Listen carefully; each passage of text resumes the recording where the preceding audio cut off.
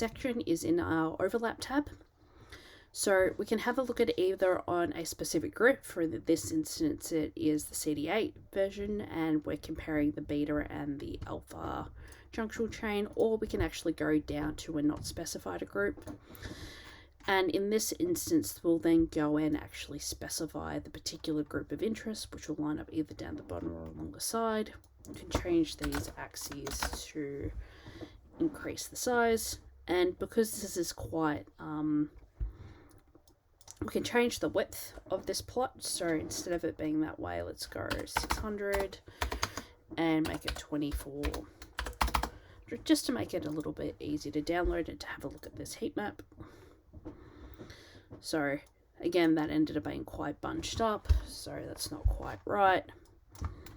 So 8,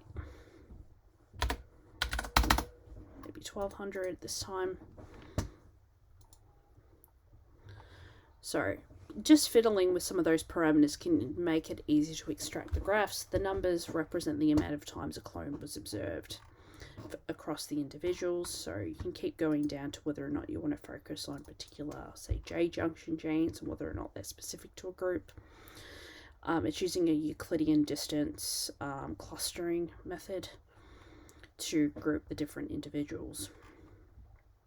So the other and last plot that we want to observe is called an upset plot. This is a version of a Venn diagram, but it's easier to interpret when you've got more than 3 groups. So even though I've got this error coming up here, it's mainly because this we need to select all groups in this particular section so the graph can actually render. So from this, what we want to see is that every time a line connects 2 dots, they have been observed in the same group.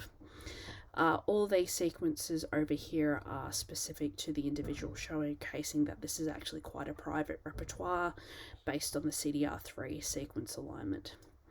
So we can increase the text size if you like, which increases the numbers along the top. And again, we can download this.